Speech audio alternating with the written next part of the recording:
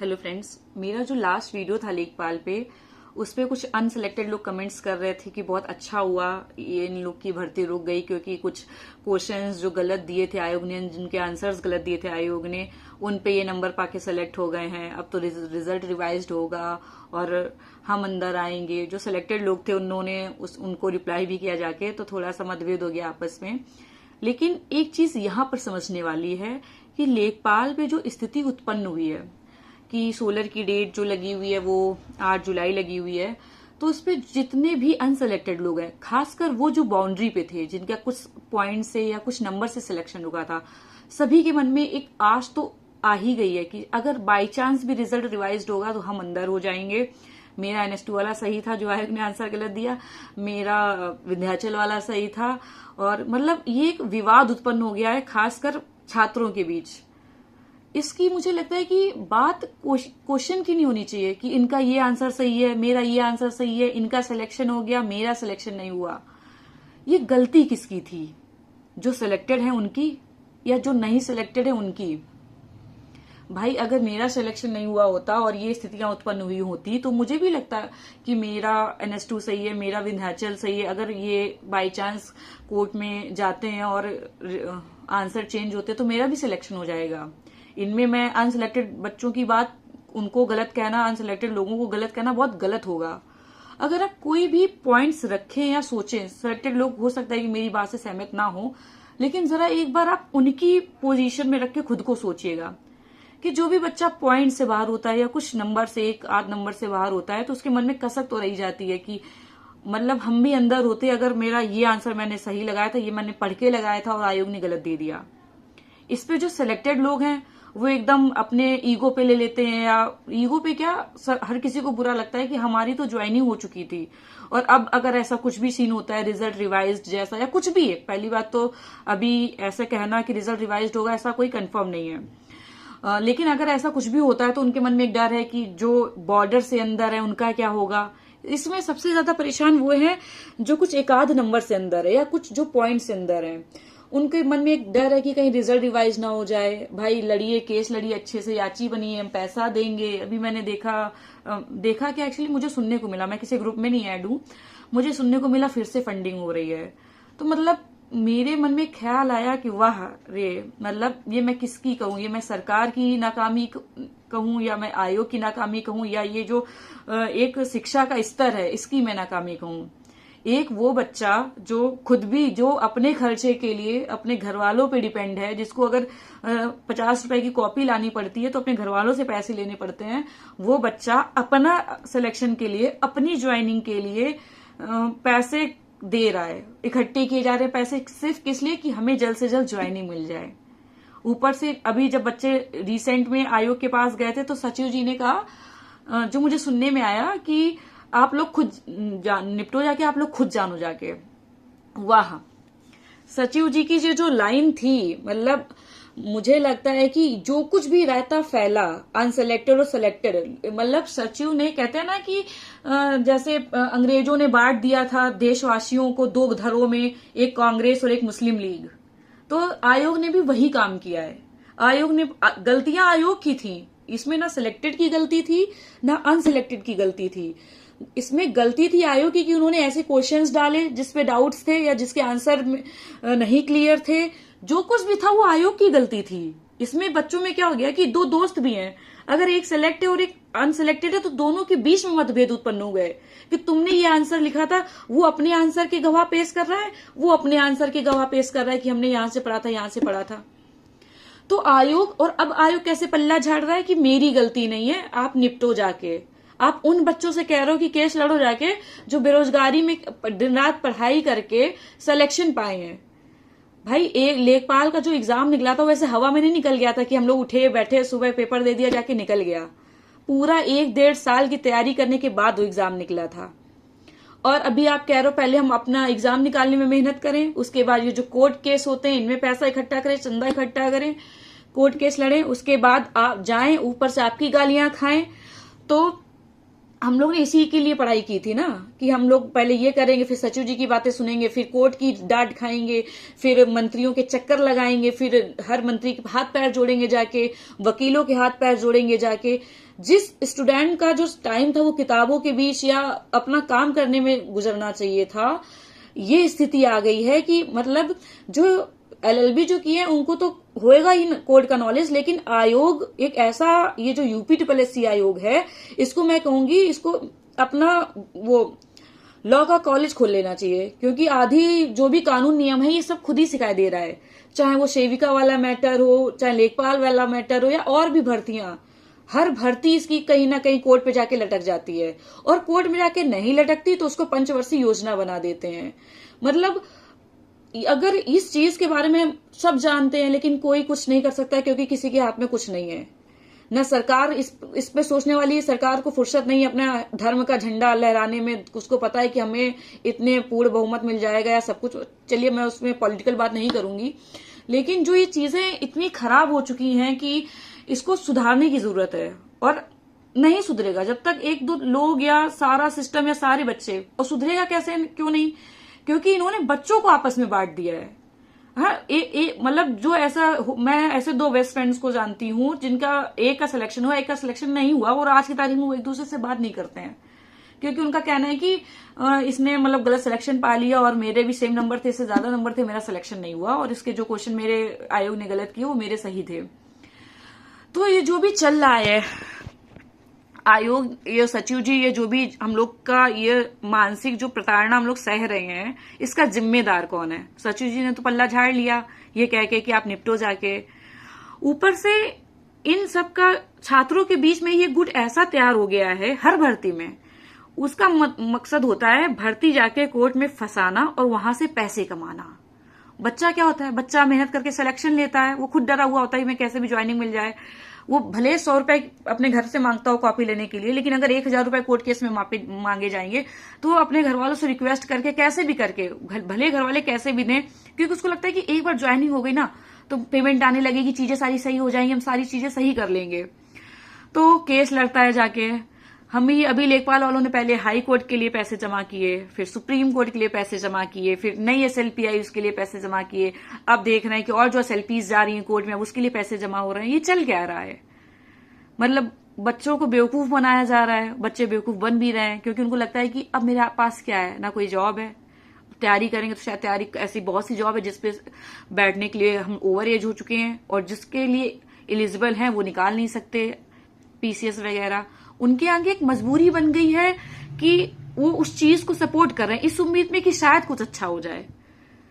उन बच्चों का शोषण आयोग और सरकार तो कर ही रही है, बच्चों का शोषण वो लोग भी कर रहे हैं जो इस हर भर्ती में चयनित कह लीजिए या नहीं चयनित कह लीजिए, जो छात्र हैं वो भी। जो बच्चे कोर्ट केस के नाम पे आपसे पैसे ले रहे हैं कि हम आंसर नहीं बदलने देंगे, या जो भी नेता बनते हैं, चलिए ठीक है एक बार आपने केस किया, ऊपर से ये डालेंगे क्या, पैसे जमा कर लिए 6-7 लाख या जो भी जमा हो जाते हैं, कुछ चीजें कॉन्फिडेंशियल रखी जाती हैं। मतलब जब शायद सुप्रीम कोर्ट में लॉयर खड़े करने थे तो उन लोगों ने नाम तक नहीं बताए कि कॉन्फिडेंशियल है। अरे यार ऐसा क्या तुम कॉन्फिडेंशियल रख के क्या तुमने वहां पे करवा लिया?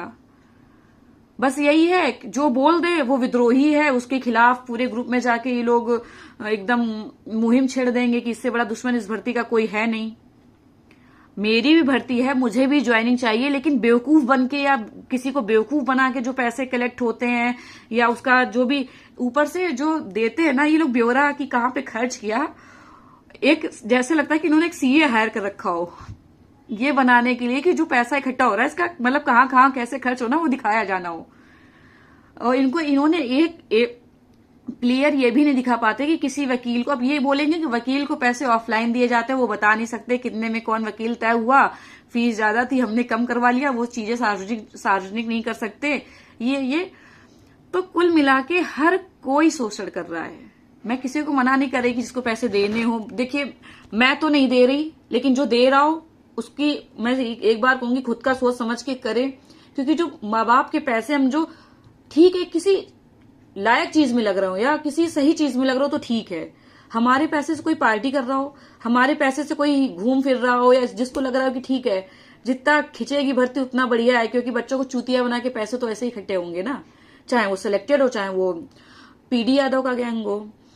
तो हर कोई अपना उल्लू सीधा करने में लगा है। फिर कोई एसएलपी फंसा दी जाएगी, फिर बच्चों को डराया जाएगा, खासकर बॉर्डर वाले तो एकदम हाइपर हो जाते हैं कि मतलब इस भर्ती अगर इसमें सेलेक्ट नहीं हुए तो हमें लगता है कि पूरी जिंदगी शायद बेरोजगार बैठे रह जाएं और हर कीमत पे ये चाहिए। अरे सबको चाहिए, लेकिन उस चीज में आपको कोई कितना बेवकूफ बना रहा है।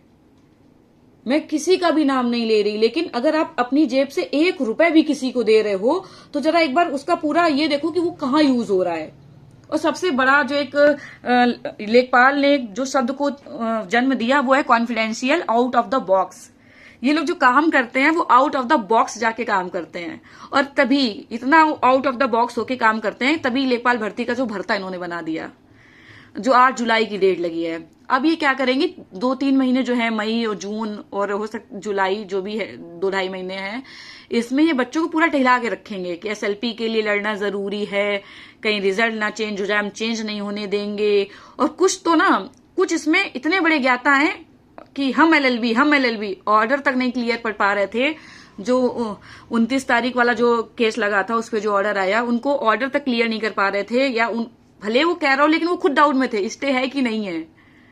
और एक से एक बड़े, मतलब लेखपाल भर्ती में हर दूसरा व्यक्ति वकील है, सब छाती ठोकने आ जाते हैं, हम वकील, हम खड़े हो जाएंगे तो स्टे हट जाएगा, फलाना ढिमाका जो भी हो।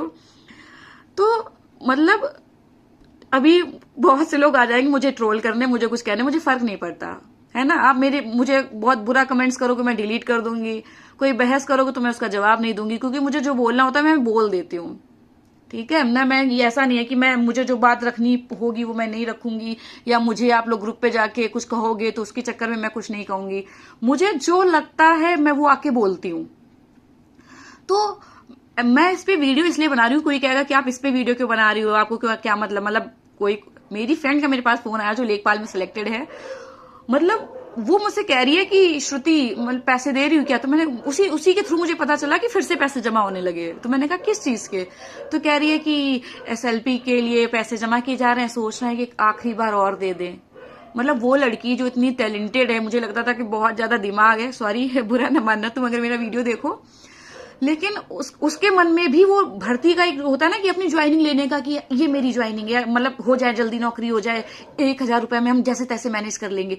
1,000 रुपए बहुत बड़ी बात नहीं होती, और होती भी है बहुत बड़ी बात, जिसके पास नहीं है उसके लिए बहुत बड़ी बात होती है। तो लोग मोस्टली दे देते हैं कि चलो ठीक है, ज्वाइनिंग का सवाल है, एक बार ज्वाइनिंग हो गई तो 1 महीने की सैलरी में सब बराबर हो जाएगा। बस इसी लाइन ने बहुत बेवकूफ बनाया है। हमारा पैसा कहाँ यूज हुआ, कितना वकीलों को दिया गया, कितना क्या हुआ, खैर मैं तो उस पर बात नहीं करूंगी। लेकिन मेरा आगे से कहना है, जो भी अभी आपको और कोई आएगा, और कोई भर्ती, और कोई क्वेश्चन पे चलेगा सुप्रीम कोर्ट, या उस पे चाहिए वकील, ये कब तक चलेगा। आप बनते रहिए बेवकूफ। मैं 8 जुलाई के बाद भी मैं वीडियो बनाऊंगी, ऐसा नहीं है कि आप लोग सोचो कि मैंने पहले तो मना किया था कि कोर्ट केस में पैसे वेस्ट कर रहे हो, या ये मैंने मना नहीं किया। मैंने ये कहा कि अगर आप अपना 1 भी रुपए कहीं वेस्ट करो तो एक बार सोच लो कि वो कहाँ वेस्ट हो रहा है। आउट ऑफ द बॉक्स जाके चीजें करने में तो नहीं वेस्ट हो रहा है, आउट ऑफ द बॉक्स जाके लोग क्या करते हैं। खैर उनकी नेता नगरी, उन्हें मुबारक। इस सब चीजों में ज्यादा पढ़ती नहीं हूँ, लेकिन मेरी फ्रेंड ने पर्सनली मुझे कॉल किया, फिर मैंने उससे कहा कि मतलब तुम इन सब चीजों में इतना जाके सोच सकती हो। मुझे लगता था थोड़ा तुम्हारे दिमाग है। अगर ये लोग कुछ ना भी करते, इन लोगों ने पहली बात तो जो छातियां ठोकी कि हमने ये कर दिया, हमने वो कर दिया, हमने ये क्या हुआ, कोर्ट में क्या हुआ। फिर अभी कुछ लोग कहेंगे अगर थर्ड पार्टी ना होती तो ये भी ना होता। एक धड़ा वो भी है ना, तो एकदम सुनने को तैयार नहीं होता। अरे हाई कोर्ट और सुप्रीम कोर्ट भगवान जो खड़े हुए हैं वो नेता। पैसा देना हो, कोर्ट केस लड़ना हो तो करिए, मैं किसी को रोक नहीं रही कि पैसा मत दें, क्योंकि सब समझदार हैं, लेकिन सोच समझ के कि हमारी चीजें यूज कहाँ हो रही हैं। जो भी पैसा जमा हो रहा, जो भी वकीलों को हैंडओवर किया जाएगा तो उनकी बाकायदा लिस्ट दें।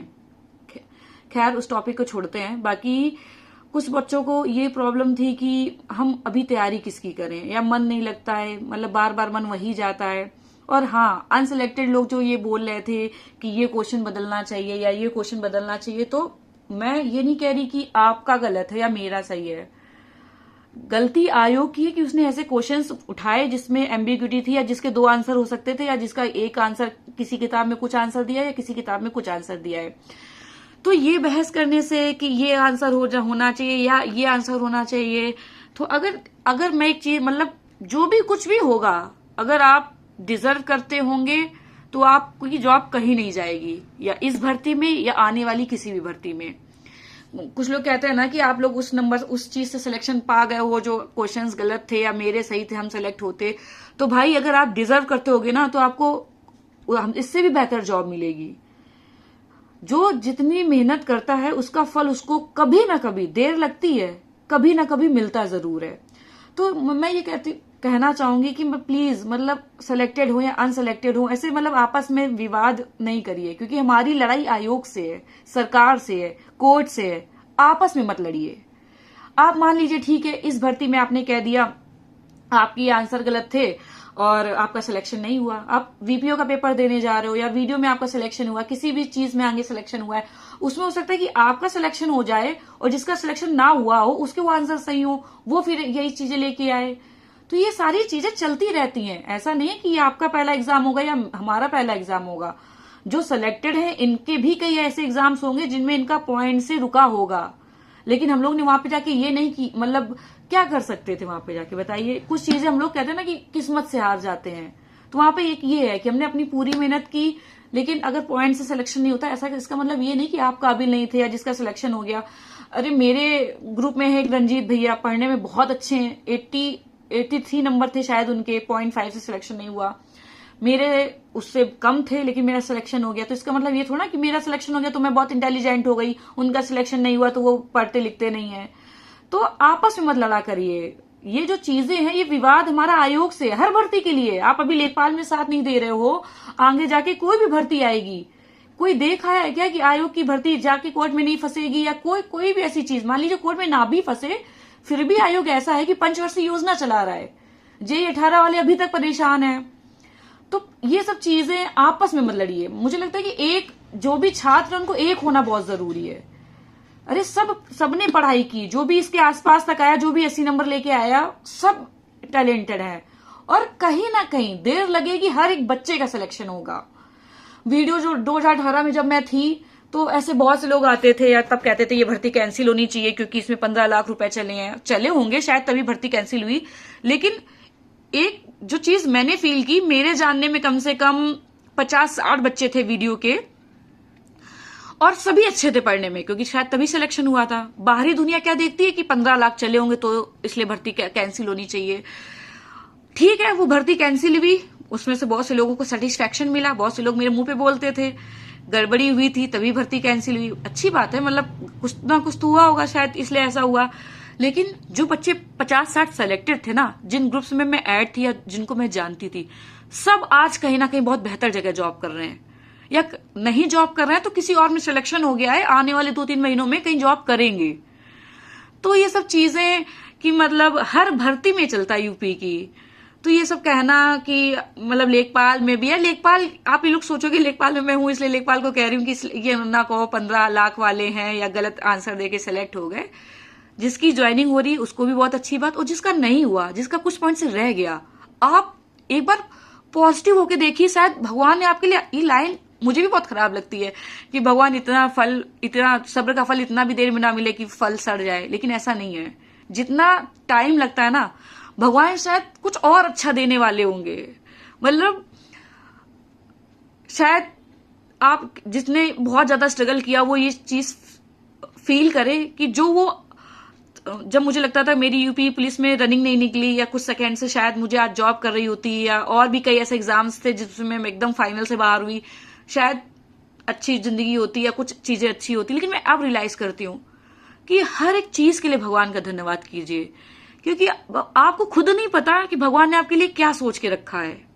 और एक लाइन है ना कि कोशिश करने वालों की हार नहीं होती, तो कोशिश करते रहिए। मतलब जो लेखपाल में भी है, कोर्ट केस की जितनी भी मैंने बातें की, इन सबसे दूर भी एक दुनिया है। ठीक है, अगर आप पैसे दे रहे हो, कोर्ट जो भी चीज, आप कुछ लोग कहोगे जरूरी है, हम नहीं लड़ेंगे कौन लड़ेगा, ठीक, मैं आपकी बात समझती हूँ, क्योंकि जब कुछ भी नहीं होता तो मतलब ऐसा लगता है कि एक घर के लिए जॉब बहुत जरूरी होती है। सारी चीजें वो चलने दीजिए, लेकिन आप सिर्फ उसी के सहारे ना बैठिए। जितने भी बड़े नेता हैं, जितने भी बड़े छाती ठोक के कहते हैं रिजल्ट नहीं बदलेगा या चीजें नहीं ऐसी होंगी, सिलेक्शन होगा, ज्वाइनिंग होगी, सब कुछ बातें मैं मानती हूं, लेकिन किसी भी चीज की गारंटी नहीं है। मान लीजिए भगवान ना करे, खुदा ना खास्ता, कुछ भी निगेटिव होता है तो आपके पास क्या रहेगा? तब आपको लगेगा फरवरी में स्टे लग गया था, 6 महीने थे हमारे पास, चाहते तो यूज कर लेते, कुछ अच्छा हो जाता जिंदगी में। हम सिर्फ इसी में घुस के रह गए कि लेखपाल में क्या चल रहा है। अभी भी टाइम है, अगर आप पैसे दे रहे हो ठीक है, आपका जो कर्तव्य है आप कीजिए, लेकिन उसमें इतना ज्यादा इन्वॉल्व हो जाना कि लेखपाल से बाहर की दुनिया में ना दिखने लगे। मैं देख रही थी, मेरे लास्ट वीडियो पे कमेंट्स आ रहे थे कि हमको बहुत ज्यादा डिप्रेशन होता है। डिप्रेशन आपको तब हो रहा है क्योंकि जब आप लेखपाल में घुसे हुए हो, क्योंकि आप घुसे रहोगे तो आपको 24 घंटे वही निगेटिव न्यूज आ जाएगी, तो और ज्यादा एकदम डिप्रेशन होने लगेगा कि क्या होगा, ज्वाइनिंग कब होगी, ज्वाइनिंग कब होगी। एक बार आप खुद पे टाइम दे के देख लिए, एक बार आप खुद पे टाइम दीजिए। आप जो भी आपको पसंद हो, मैं ये नहीं कह रही चलो ठीक है नहीं पढ़ने में मन लग रहा मत पढ़िए, लेकिन जो भी आपको पसंद है, कोई नॉवेल पढ़िए, कोई मूवी देख लीजिए, रोज टहलने जाइए, योगा करिए, कुछ भी जो भी अच्छा लगता है आपको वो करिए, लेकिन इतना मत उलझिए उस चीज में कि वो चीज आपके लिए एक कहते हैं ना नासूर बन जाए, जो दर्द देता ही जा रहा है, दर्द देता ही जा रहा है। अगर आपने एक हफ्ता ना कुछ भी ऐसी नई हैबिट या कुछ भी नया या पढ़ना ही स्टार्ट कर दिया, सोचिए 1 घंटे पढ़ेंगे, कुछ भी ऐसा नया स्टार्ट कर दिया, आप ये चीज खुद रियलाइज करेंगे कि आप अब आपको उतना फर्क नहीं पड़ रहा कि क्या चल रहा है लेखपाल में। आप भी ऐसे कहेंगे ठीक है जो चल रहा है देखा जाएगा, क्योंकि ये सब बातें मुंह से बोलने को नहीं आती। अगर मैंने कह दिया तो आपने तुरंत इमेजिन कर लिया चलो ठीक है आज से मतलब खत्म कर देते हैं, ऐसा नहीं होगा। जब आप खुद से सोचेंगे कि आपको जीवन में कुछ और भी करना है, आप सिर्फ एक ग्रुप सी की नौकरी के लिए इतना संघर्ष करके यहां तक नहीं आए हो, अगर लगता है कि आप सिर्फ लेखपाल तक सीमित रह गए तो ठीक है, आप इंतजार कीजिए कोर्ट का, भाग्य किस्मत जो भी हमारा साथ दे। अच्छी बात है, मैं भी चाहती हूँ कि ज्वाइनिंग हो जाए, क्योंकि बहुत से बच्चे जॉब छोड़ के आए, सब कुछ चीजें ठीक है।